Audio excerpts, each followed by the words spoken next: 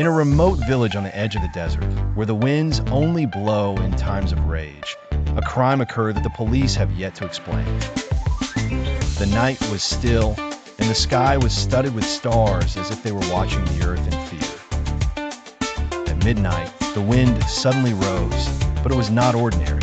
It did not stir the trees, nor did it raise dust.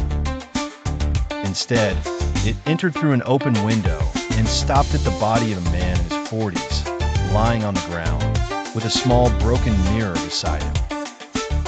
The victim was named Khaled, a journalist known for his bold investigations, but in recent weeks, he had been silent, watching people with looks that were not like him. It was said that he was searching for a story, the story of the wind that kills. The elders in the village say that there is a wind that does not come from the sky, but is summoned, and those who hear its whispers will not survive, even if they close all the windows. After the incident, Detective Sammer was summoned from the capital, a man who does not believe in superstitions and acknowledges only evidence.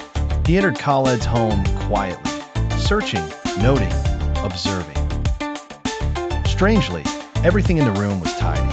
No signs of a break-in, no fingerprints, no forced entry, just a broken mirror. The next day, Sammer met Khaled's neighbor, an elderly woman named Abahia. Abahia whispered to him, "They told me not to speak, but I saw the wind. It was coming from his place, as if it was searching for something, and when it left, I heard a whisper. It was saying his name." "Whose name?" The detective asked her. She trembled and said, "It was not Khaled's name."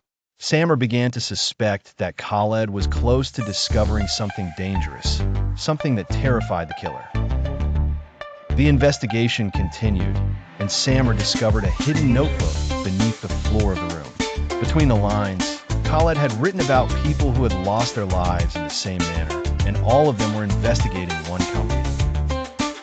An energy company claiming to generate electricity from the wind. It seemed like a great idea, but it was merely a cover. On one of the pages, Khaled wrote, "The company does not sell energy, but sells the wind itself for killing." At this point, Sammer realized that what he was facing was not an ordinary killer, but a network that knew how to use nature as a weapon. On the last night, Sammer was awake reviewing the evidence. Suddenly, he felt cold, heard the whisper, and the whisper of the wind said, "You know more than you should." The connection with the capital was cut off. 2 days later, Detective Sammer was found in the same room as Khaled, in the same position, and beside his body, the broken mirror. Since then, no one has dared to investigate that case. But the strangest thing is that anyone who watches this video until the end may hear the whisper.